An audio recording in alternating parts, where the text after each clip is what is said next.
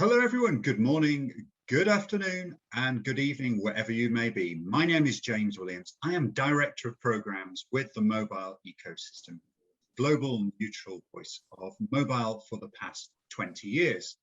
Now, it's a Thursday, and being a Thursday, that means it's MEF Live Webinar Day. We have about 40 live webinars every year, and this week is no exception.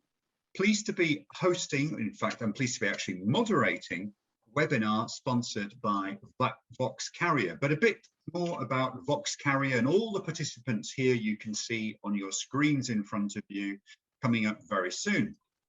Now, many of you watching this will know me, will have met me in person, will actually see me as more or less a walking embodiment of a text message. So I get that a lot. Oh, here comes Mr. SMS. But I know that when it comes to the world of customer engagement, two-factor authentication, whatever it may be, there is far more to life than SMS. Rich messaging has really risen to the fore, whether it's WhatsApp, Apple Business Chat, you name the channel, the option is there for businesses and organizations to communicate with their customers and indeed potential customers. But we cannot forget the traditional services underpinning the world of telecoms. And the most traditional, the most original one of these services is actually the world of voice. Now, if you mention the name Watson to anyone, you think, oh, Sherlock Holmes had a famous sidekick called Watson. But actually, it wasn't just Sherlock Holmes that had a sidekick called Watson. It was Alexander Graham Bell, and his assistant was called Thomas Watson. And believe it or not, we like to say that when it comes to SMS, the first SMS was sent officially here in the UK on December 3rd, 1992, etc., etc. So it's 29 years old. But voice is 145 years old. So it's been here a very, very long time. And a little, perhaps not so well-known fact, unless you actually Google it, was actually Alexander Graham Bell didn't call it a voice call or anything. He originally called it talking with electricity. So there we have it. That's voice. But many, many companies around the world have moved from the voice world into SMS. And actually one of those is our member and our sponsor, Vox Carrier. So at this point, I'd like to introduce Mr. Ehsan Ahmadi. Ehsan, nice to see you. Hi. Hi, James. Happy to be here.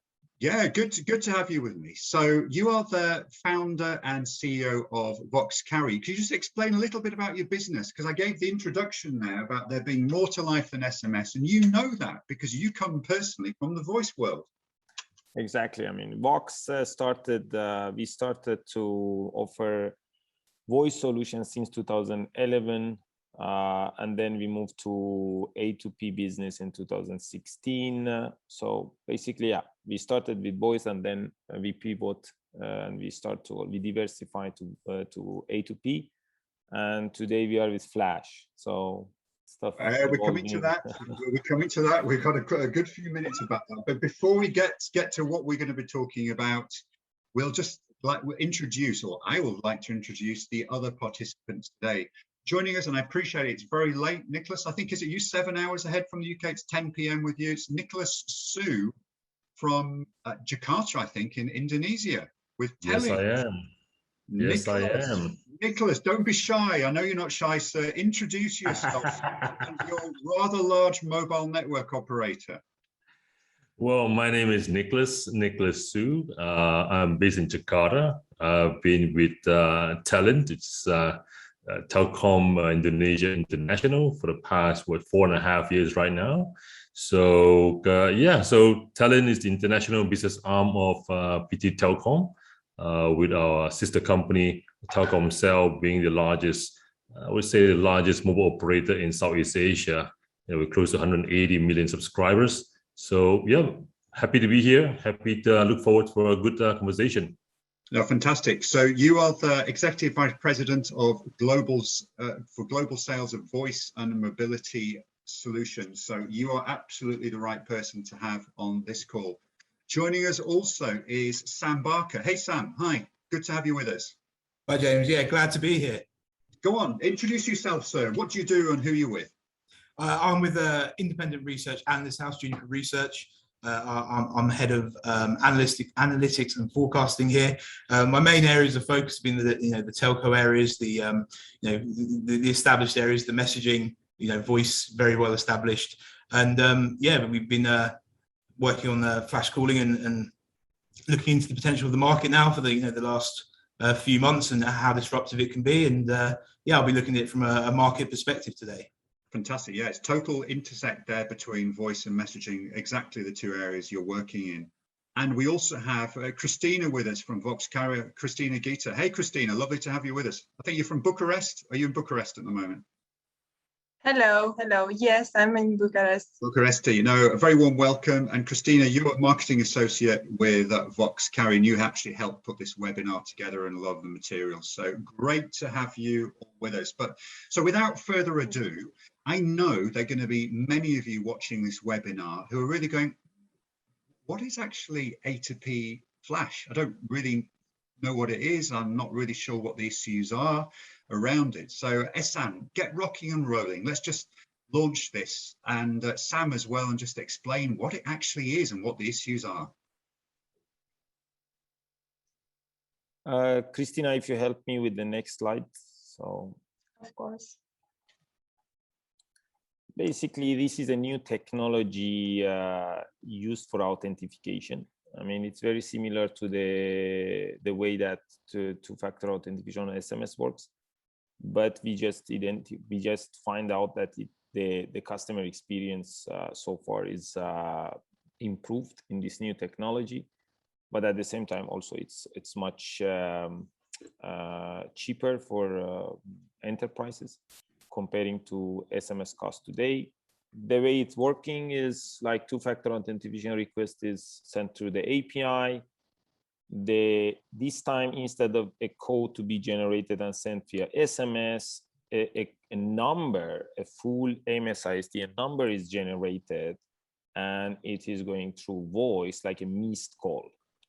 The app will collect the A number from the CDR, and that A number is the code used for authentication. Very simple and smooth.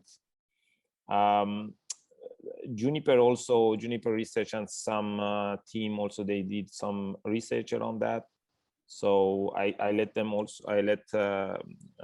Sam also to talk about this. I mean, to tell us a little bit more about this this technology and how it's worked and what they found. Yeah, exactly. So I think you just need to cast your mind back over the last few years and what messaging has looked like, A2P messaging, should I say. The thing with SMS, very well established technology, there's not a lot of room for innovation.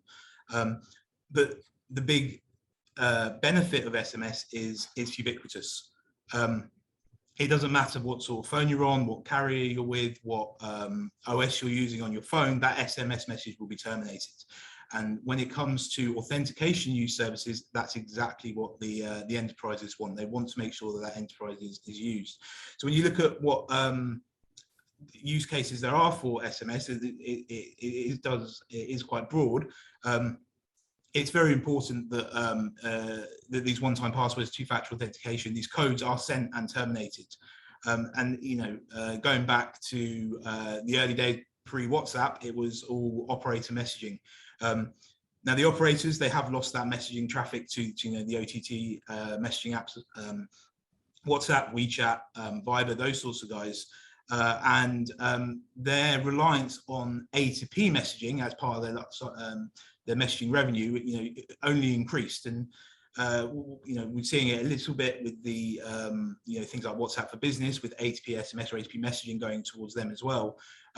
But flash calling, again, is a similar way of getting this code, this one-time password, this authentication code to the user. But instead of using SMS channels, you use voice. And the way it works is, as Ehsan said, is you use the A number, you use the last 4 digits or 6 digits of the number that's been called. I think the word I'd use for flash calling is disruptive. I think with A2P SMS, I think one of the key things that we found in our white paper is that there are quite a lot of benefits to flash calling over to A2P SMS. I think it's a case of education, looking at how A2P SMS works now. Flash calling is actually very similar. The issue is that operators don't have the capabilities at the moment to identify this traffic and monetize it, which means that operators are in a position to lose quite a lot of the SMS traffic, the A2P SMS traffic revenue that they've been gaining for quite some time. So the market's really in a position at the moment of flux. It's a case of there's this new technology that's coming out there, and there's companies like Vox who are out there to identify and help operators monetize this traffic, which could move, because from an enterprise's point of view, you're being charged for quite small fees for A2P SMS termination, but these enterprises are sending out a lot, so the cost is in aggregation quite high. But with flash calling, there's no charge for a terminated call. Therefore, it's low cost, a lot cheaper, a lot more cost effective for enterprises move towards flash calling, which is a massive benefit. And just on the side as well, you've got the OTT messaging apps as well that are going ahead and launching very, very similar things in the same way that operators had A2P SMS and WhatsApp launched WhatsApp for Business, and WeChat have their very well established ecosystem in China as well. So it's certainly, as I said, the word I'd use at the moment is disruptive. We're in a potential inflection point for messaging. Can I just bring Nicholas in on here? Nicholas, you're responsible for a large chunk of what your mobile operator does, 180 million people. Can you just give us, if you can't give us the exact stats, just give us a little flavor of how important, in terms of a percentage of all your, rough percentage of your A2P SMS business, two-factor authentications are, and the whole financial services sector, which is driving this online transactions. So at the moment, I'm right in saying 2FA is going to be a decent sized chunk of your A2P SMS business at the moment. That's right, James. So obviously SMS, A2P, OTP is a big chunk of our business. And, naturally, for an A2P business, for an operator, that's where a bulk of the traffic is coming in. I would probably say it's at least 90% or more are OTP traffic. And that's where the international traffic that you're talking about. International traffic, exactly. And that's where we monetize them. Now, how serious or how do we see flash call relative that, to that business today? I mean, are we being disrupted? Are we being, should we be worried and concerned right now with this flash calling? It's still a little bit early to tell. We do see calls coming in, from various sources. Obviously, we're connected to a lot of carriers and operators out there, and these traffics are sort of coming in from different sources on different day, right? So it's very difficult in any way to track and monitor and to stop them in many ways perspective. So how much of this traffic have migrated to flash calling is still a question mark, but then again, keep in mind, every single missed call translate to one SMS OTP. Now let's do the math here, right? It's a relatively big number we're talking about. So we do see, at least today, we do see quite a large missed call or even voice OTP, with the IVR playback, a significant number. It does come and go, a bit of a, catch me if you can scenario, but put it that way. But yes, it is there. I think the IVR is a different thing really from flash calling. The IVR is an actual session where people have the option to choose and absolutely that's different. I think just for the audience out there, we've got to be careful that we don't mix. For example, it's so easy to mix up robocall with flash calling and then IVR, but the three are very separate. But no, what I'm talking about, when I say IVR, I'm talking about an actual call. When someone picks it up, it plays back your passcode, right? It's 1, 2, 3, 4, 5. Text to speech. Exactly. Okay. Right, so it's a playback, right? So that is obviously another option that aggregators enterprises use to deliver the OTP. Yeah, okay. And just to, again, give us a flavor, because it's great talking to you representing such a huge operator. I think one of the top 5 on the individual largest operators in the world. How has your SMS traffic been, A2P SMS traffic been generally, not just 2FA, since, let's say, the past year?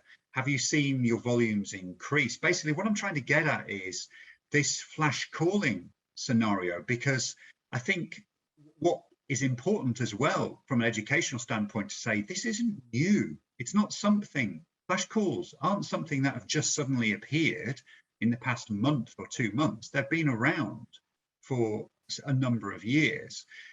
So you haven't seen them eat into your A2P SMS revenue this past year or anything like that at the moment, Nicholas?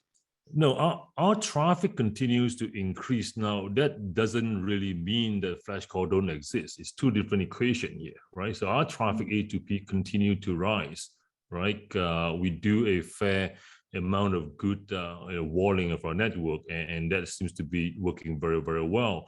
But that doesn't really mean that flash calls don't exist. It could very well exist out there in a big way. So what that really means is, if we do it right, if we manage it well, these flash calls could be monetized. It's either you monetize a flash call, or you could block and completely, annihilate it and bring it back as SMS OTP. So that is something to be considered and to be discussed, right?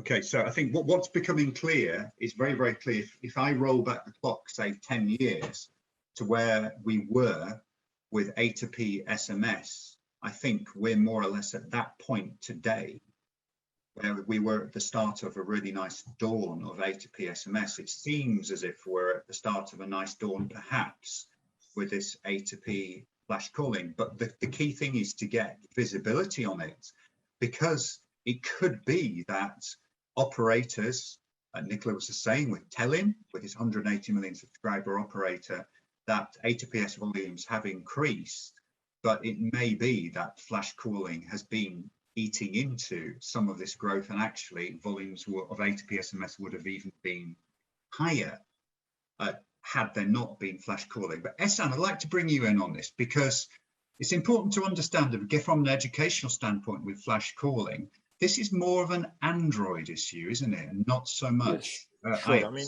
something that I would like to add is robocalls, or let's say text to speech, this type of with IVR, something that is, they have playback. They are in the market since many years, but they didn't gain popularity due of user experience, poor user experience, I would say. Flash, by the way, I mean, is around only, I think, 6 months, 1 year.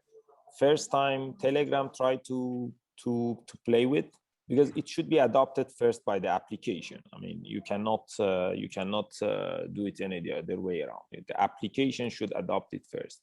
So Telegram adopted it 1 year ago when they, in some regions, and they start to test it. And then, because you need to enable the application to fetch the A number as a code. Okay, so it's not going to work any other way around. And now what is interesting is that 6 months ago, less than 6 months ago, you see here in the screen, 8th of June, right? It's less than 4 months, okay? 4 months ago, WhatsApp announced that they adopted, and October, you see here, it's just very recent, okay? This month, Imo announced the flash call. So flash call adoption just started this year, okay? Maybe there were some tentatives in the past, but its adoption started this year. And the way that it is working today started to happening this year, not in the past. We used to have other stuff. Flash is very different than that one with the IVR. And we can go now on the Android phones, right? If you go to the we see this announcement in the market. So they promote it as a better user experience, quicker and safer. So we tested this. Also Juniper and Sam team, they tested it, but we also tested it and we tried by ourselves. And let's see how it's look like. Christina, can you please go to the next slide? Could you please? Look how it's look like. So it's outcome. It's also on the white paper done by Juniper Research, Sam and his team. It's similar results. So they found it faster, quicker, safer, and much cheaper. But okay, we didn't test the price because price is obvious, zero or very, very cheap. We just focused here in this slide on the user experience. And look how it's look like.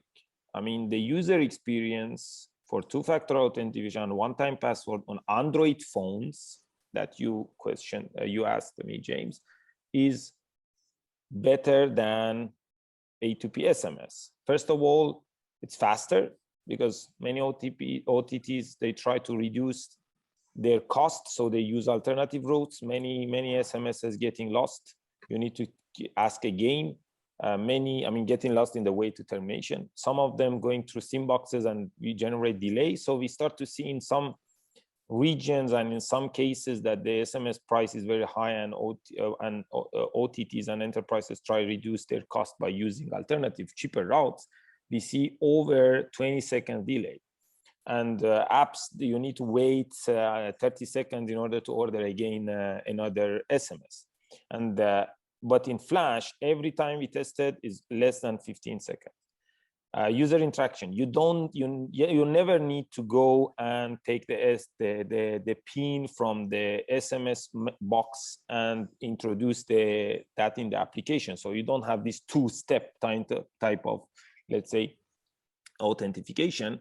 And it's safer because SIM boxes cannot terminate the Flash calls, because in people that knows SIM farm, how they works, every time a call is going through SIM farm, the A number is changed. So, and here the A number is code. So SIM farms cannot terminate the Flash call, and that's make it safer.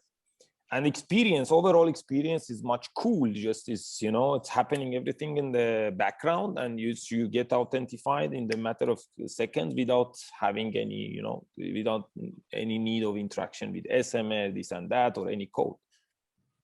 And I was talking with Christina before this session, actually, and we were talking about our experiences with two-factor authentication and apps and this and that. And we both agreed, actually, well, fairly obviously, that if you don't have to put an SMS one-time password into the flow, it doesn't disrupt the flow. The experience is far nicer and it's far quicker. So it's really, really quite nice. So when it works super well. But there's some questions, actually. We've got quite a few questions from the audience, which we're going to be hitting now. And we're talking about the numbers. So I'm just going to launch into this right now. We've got a similar question from 2 or 3 people, really about the number ranges. Ehsan, you mentioned with Flash calling that actually the one-time password is used. It takes 5 or 6 numbers from the actual long number used, the A number. But how do the providers who are using Flash calling get hold of these ranges of numbers? Do they get them from Nicholas and operators, or how do they get them? There is many ways to acquire numbers. One is to go to Nicholas and ask for a range. That's definitely one of the ways that MNOs can also monetize that. Another method is to go to the regulatory and gather some, and to take a numbering plan. So basically, you're talking about setting themselves up as an MVNO, for example. Not MVNO, you can be also alternative operator, fixed operator number. So you need a numbering plan, right? So it doesn't matter, it can be any non-geographical number. In Europe, it's quite easy to grab this type of numbering plans. It takes like 6 months if you go through the process, and you can become operator with numbering plan for cloud communication, for non-geographic, for SIP trunking and these kind of things, mostly alternative fixed operator. So then there's another way, it's this one. But the easiest one is just to go and use random numbers using some databases, right? you can just go and take, if you're aggregator and you have a good database of numbers, you can pick up whatever number you want from there. Okay. If it's legal or it is not legal, if it's good or bad, that's another topic. But what we see so far, we see a lot of type of, let's say, numbers that are just taken from I mean, some databases randomly, numbers that are registered, and numbers that are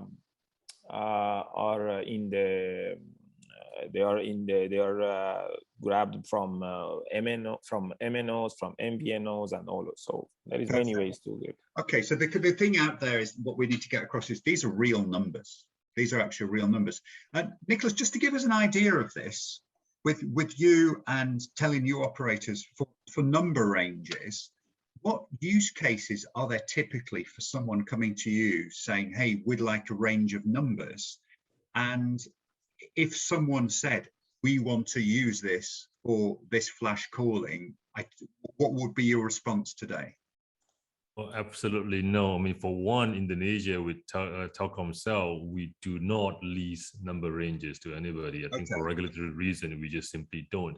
Just echoing on what Ehsan was saying, the type of numbers that we saw, or at least we like to believe, these are all random numbers. These are not leased numbers from some legit number ranges. These are just random numbers from wholesale carriers that have accumulated over years of business, and it's not that difficult. These database are easily available, and these numbers is picked up, complete legit numbers, and being used, for this purpose of flash calling. So, that is, again, as Ehsan would put it, whether it's right or wrong, whether it's a fraudulent type of activities or not, it's a different topic, different day, right? At the end of the day, we know it is happening. Why would someone even go to the hassle of getting a proper ranges when they could easily pull out the number ranges from the database, all the traffic, all the numbers that they have over the years, and use them for flash calling? And this is real, and this is happening. This is today. Okay, thank you. Now, a question, Sam. When you were presenting, you were mentioning about that it's really disruptive. And usually I hear the word disruptive, and I associate that with someone's going to lose some money here in terms of telecoms. So we've got a question here from one of our viewers today. How is Juniper forecasting the cannibalization level of flash calls versus A2P SMS?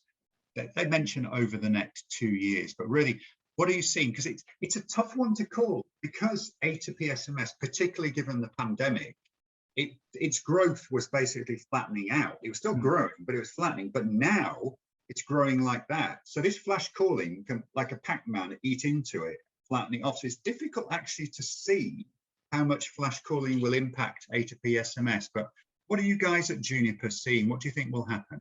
It's very interesting because, as you say, the traffic is still growing, and it's a case of there's not really been too many technologies that could compete with SMS in terms of its reach and how well you can terminate.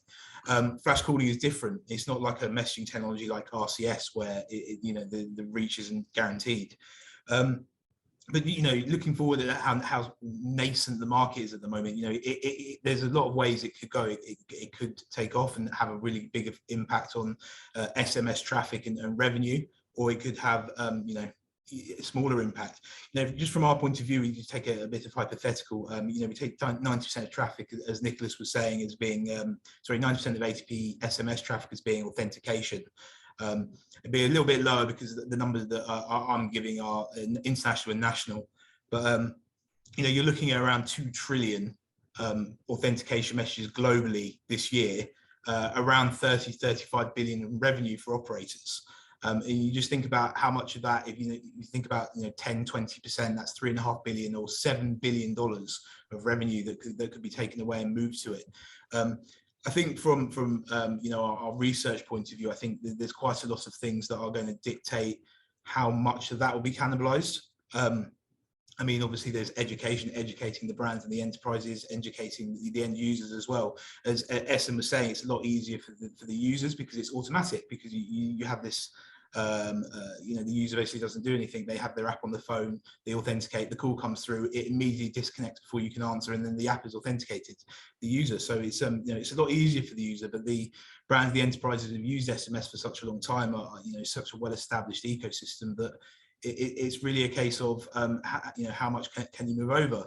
And I think, you know, maybe a case of you know, identifying this traffic for the operators. It might be a case of playing catch up, because it's far more benefits for the brands and the enterprises than there is for the operators themselves. So I think you know, the brands and the enterprises, they'll be the one driving the traffic, the cannibalization, and you know, the operators are, you know, the onus is on them to make sure they can get network audit services and firewalls that can detect this traffic.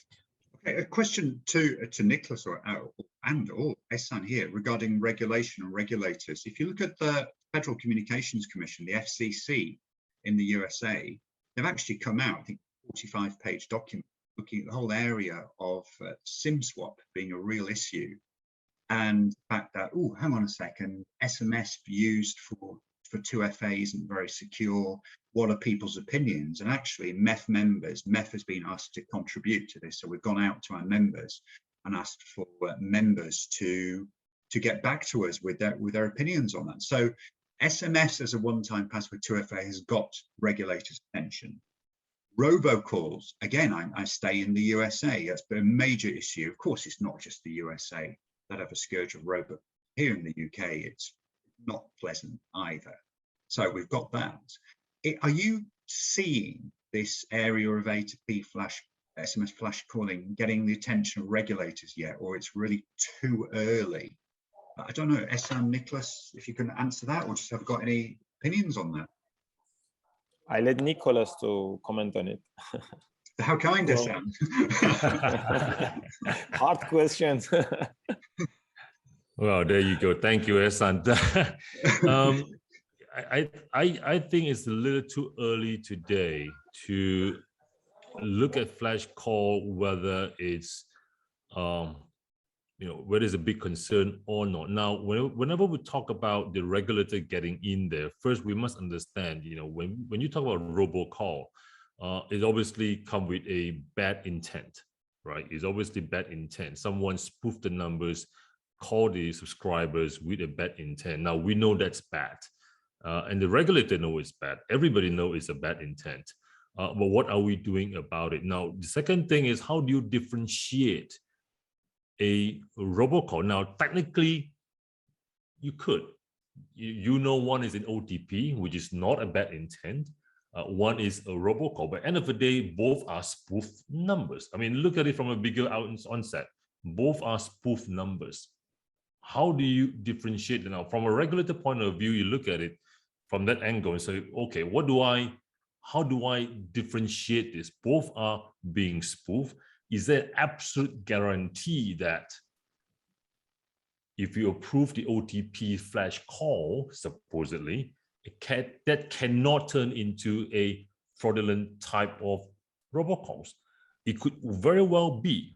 I don't know. I don't have the answer. You know, I don't have a crystal ball in front of me, but I'm just looking at the possibility of that happening. Now, obviously, the more nearer to home concern is when you have a solution, you know, you must be able to differentiate a real P2P call than not a P2P call. Obviously, you know, you don't want to be blocking a subscriber or actual call coming through. That would be not good, because, you know, your dear competitor will be extremely happy. You know, you're not doing a good service to your network, and you know, it's a churn opportunity from that angle. Over to you, James. False positives are so dangerous. I always say false positives are more of a danger than allowing a spam to get through to your subscribers. Blocking calls, blocking messages that they're expecting, that is a real danger and can increase churn. So yeah, thank you, Nicholas. Just a couple of quick points. We're getting a lot of questions in here.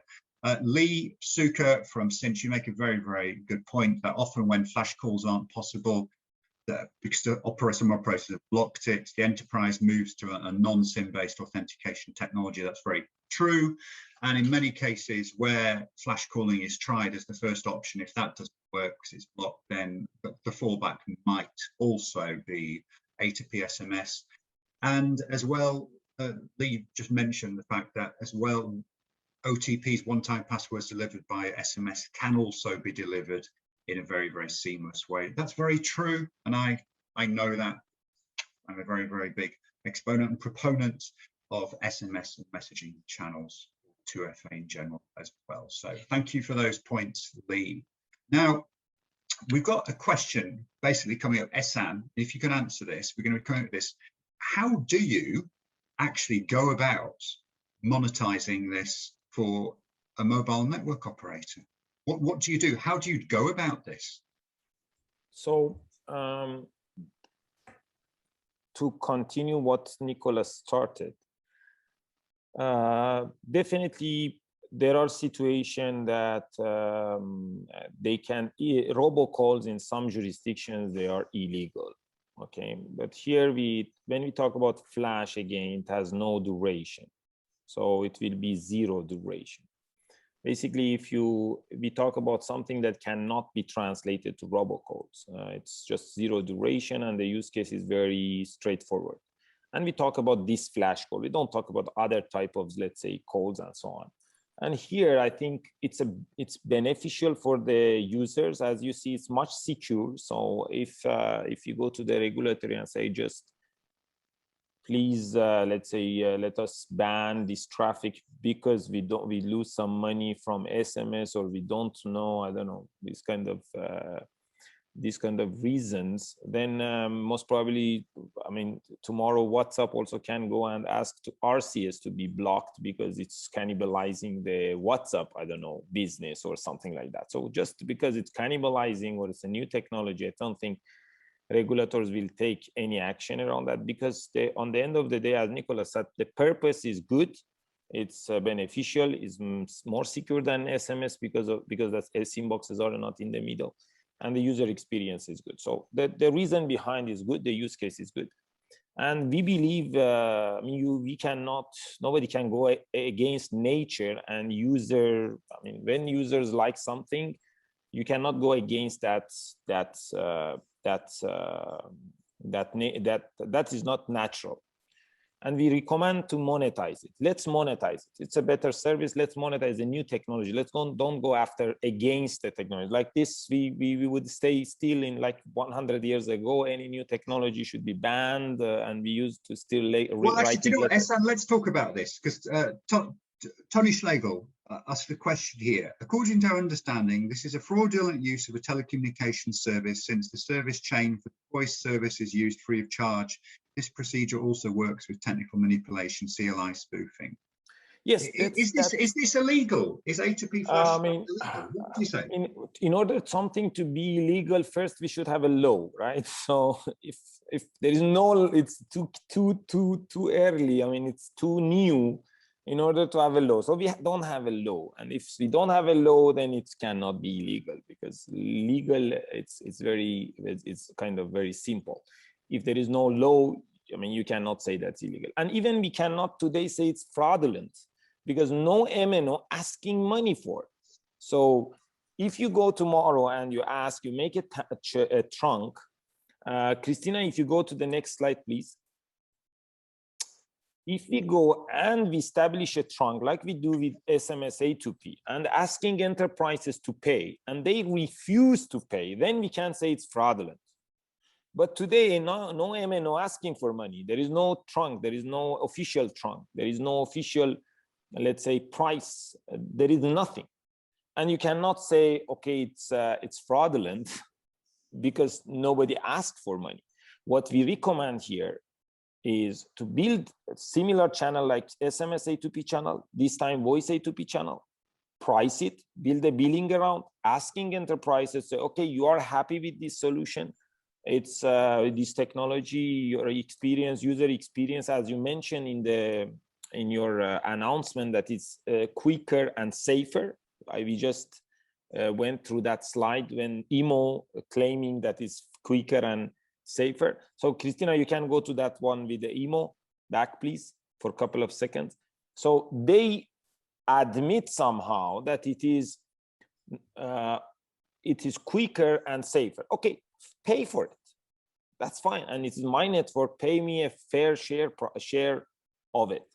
After that, if they refuse to pay and they still trying to bypass and sending the SMS, voice, flash, missed calls through P2P channel, similar to SMS, what happened in the SMS? After MNOs went in the market and said, okay, A2P is this much, still some aggregators and some enterprises trying to bypass, most of the time aggregators, to be honest.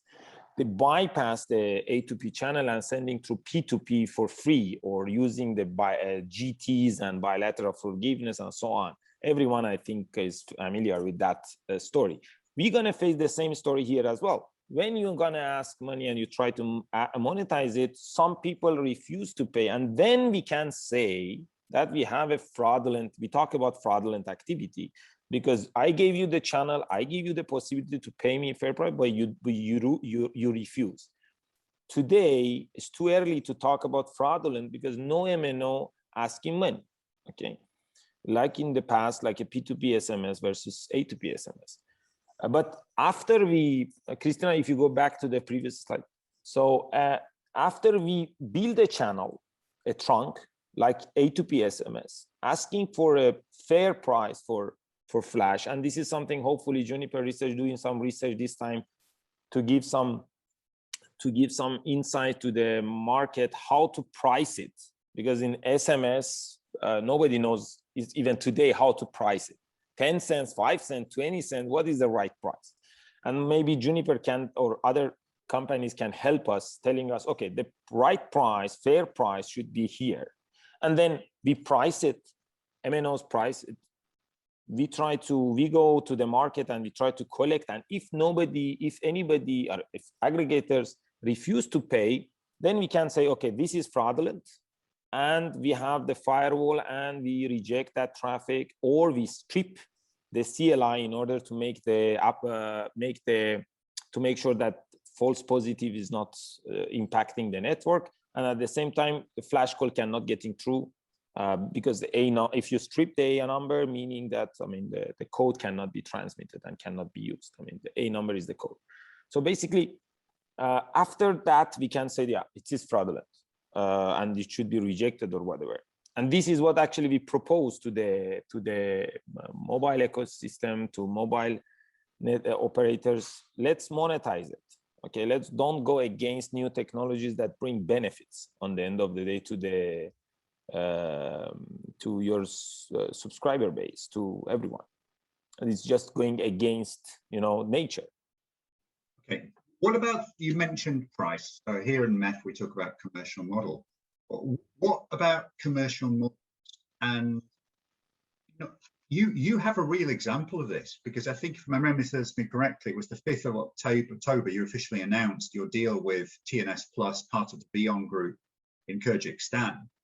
And obviously you can't give away details and won't give away details, but roughly, what do you see as a realistic proposition with regards to commercial model for voice flash call versus SMS one-time passwords? A similar price, the SMS being slightly cheaper, or actually a premium, because hey, the voice one done properly is 100% seamless with zero requirements for the recipient to actually enter a code because it's done automatically. What are you seeing?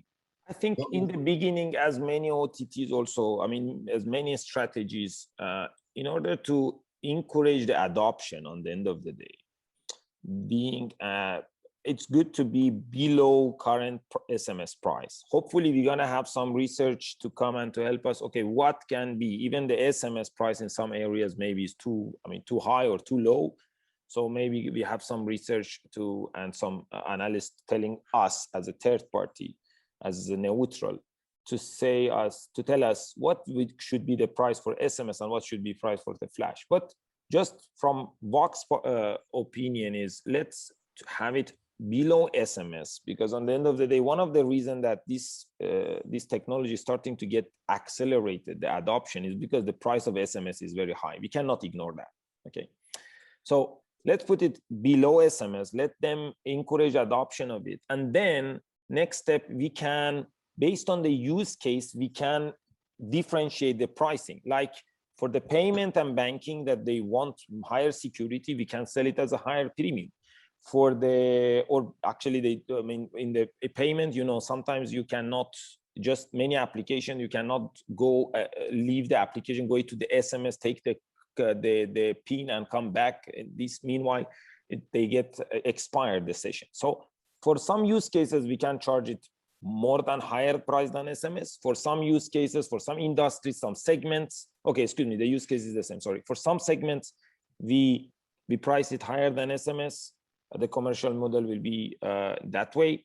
And for some segments, we price it below SMS, just because they are the segments that they are not maybe willing to pay, or for them doesn't make sense to pay 10 cents. But there are, and Nicholas is here, there are banks, there are some segments that they are willing to pay maybe even 50 cents, 40 cents for something very secure, right? Nicholas, just over to you. So if you look at the world of A2P SMS, which I've been in for quite a long time as well, there are very, very few, whether it be mobile network operators, organizations, whatever, which truly differentiate the price for an A2P SMS just based on the content. I'm not talking about whether it's international or domestic, that's a different ball game, but based on the content, very, very few do that.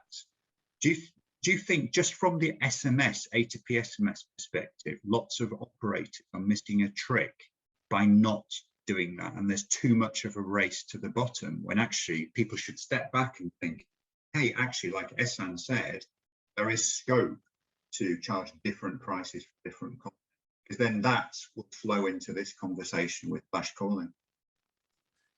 Well, obviously today, as Ehsan puts it, it's not there yet. You know, today is very generic. It's OTP, it's OTP, right? Depending on irrespective of use cases, irrespective of vertical, it's all OTP. They could well be, you know, for a FSI, for financial institutions, that may be, they may place a higher level of importance on security. And obviously, you know, we should not get into it today, you know, an IP layer type of authentication, right? So obviously that is a different type of authentication that is, you know, it seems to be a lot more secure. So where they are willing to pay a premium for that. So again, secure SMS, that's app-based. Right. And again, you know, we're not talking about domestic or international. That's a different day, different story here. But yes, that's possible that, you know, different verticals have different requirement, may be willing to pay more if it satisfies the requirement, obviously. Yes.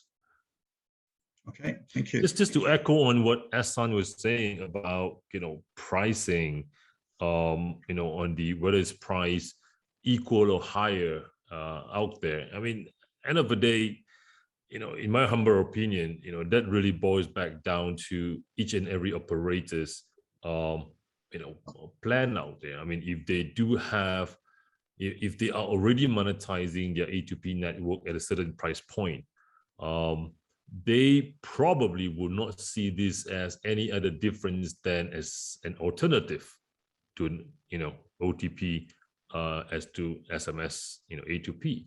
So would they want to offer a lower rate? Question mark. Do they want to offer a slightly higher price because of its, you know, innate premium sort of, you know, seamless authentication? Question mark. Possibly, yes. Do you think so, Nicholas? Do you think operators globally, let's say all things being equal, all operators were educated, let's say every single one of them in the world was watching this webinar and learning about it, their reaction after this would be, the majority would say, actually, let's block it? Because rather than thinking, oh, do you know what, we could monetize it, but it's really difficult to do so, I'm just going to block it, end of story. Do you think that it's because it's the easy option, it protects the A2P SMS revenues and everything like that? Well, no, I don't. Well, nothing is absolute black or white, James. No. Right? It's all little shades of grey here. Difficult stuff. This is what we want. Yeah. Well, again, in a similar way of SMS, right? You know, in the good old days when you are not sure, your first instance to you is let's block it, right? I mean, it's always a This is first what I'm reaction. thinking. Do you know, it's like shoot Sure, first, let's ask block it. questions later, Right. that kind of But thing. Yeah. But then again, James, you know, when you say you want to block it, then what we talked about earlier, how do you block it and not messed up, you know, blocking the wrong thing? And that's becoming very important. Now, if you're able to block it, then what's stopping you from monetizing it? So there's a second point. Exactly. So if you can't block it, then you can monetize it. If you can block it efficiently and effectively, naturally, the next question is, I should monetize it. Perfect. Now, Ehsan, this is to you, and it's your capabilities at Vox. I mean, yes. Can you block these numbers, and ultimately, then the stage 2, as Nicholas said, if you block it, hey, you might as well monetize it. Then, can you block it without this? But how do you do it without this whole issue of false positives? Because that is exactly a real killer. In Vox. I mean, at Vox, we managed to block and to reject the flash calls so far, because we have also our voice network and we have our partners. So we need to manage the ASR, we need to manage the traffic, we need to manage the quality. So ASR, for those who are, is it answer success ratio? Right, yeah, exactly. And we have in our SLA, the ASR and so on, based, because we are alternative operator in a couple of countries in Europe, and we have a minimum ASR to respect. Otherwise, we can have problem with the regulatory and so on.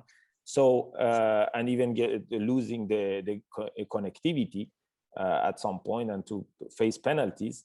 So far at Vox, since many years, we managed to manage the ASR, to manage the type of let's say missed calls that was related to Wangiri and other type of traffic. We used to deal with all these kind of problems.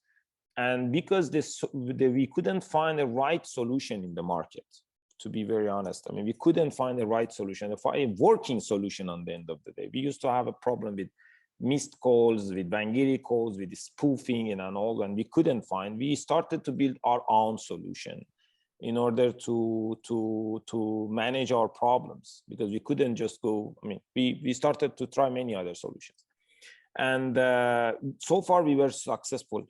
And we built a proprietary algorithms solution using all the last technologies like machine learning, deep packaging, data mining. That answers that. We've got good questions coming in. I appreciate the audience being so active today. Thank you very much for your participation here. Question about security. So Ehsan, you roll into an operator, you first of all get visibility. It's exactly like A2P SMS, and we've talked about this before ourselves. So you get visibility on the network, you see what's happening, and then you're able to control it from that point, then monetize it. Visibility, control, block, monetize in that process. Exactly. So that's exactly the same here. So let's say you've got total control over it. Therefore, you had a mobile network operator that had the option of A2P SMS flash or SMS. How, from a security standpoint, is A2P SMS flash more secure than SMS? What can be done to hack it, etc., etc.? As mentioned, I mean, it is not on the end of the day bulletproof technology, this one that come to solve all of our problems, but definitely can solve our SIM farm problem. It cannot be, SIM farms cannot use this let's say technology, cannot bypass this technology, cannot, just because every time the A number is changed when the call is terminated. So at least we get rid of SIM farms and SIM boxes. And today many SMSs coming through SIM boxes, and fraudsters, they have access to the full content of all the SMS. So in Flash, they don't, first of all, there is no content. Second of all, that Flash cannot get terminated through SIM farms. So it's much secure than SMS. It's one step forward in security and safety of the subscribers and users. But When it comes to SIM swap and other type of problems, Flash is not a solution most probably for that type of problem, but definitely is one step ahead. Okay, so to stop a flash call being tagged, as Lorenzo Micheletti puts it here, being associated with Wangiri and fraudulent, what do you have to do with operators? The similarity is in missed call, because also Wangiri is missed call, but they don't work the same, because Wangiri usually is then afterwards you wait and a call to that A number to be established, I mean outgoing call from the MNO, and then you block that one, okay, or you reject that one. So it doesn't work in the same way, but there are some similarities that we use that type of experience and know-how that we had in voice for spoofing, managing and mitigating spoofing, managing and mitigating Wangiri and so on, to build an algorithm, then enhance it with the machine learning and AI to can mitigate flash calls today.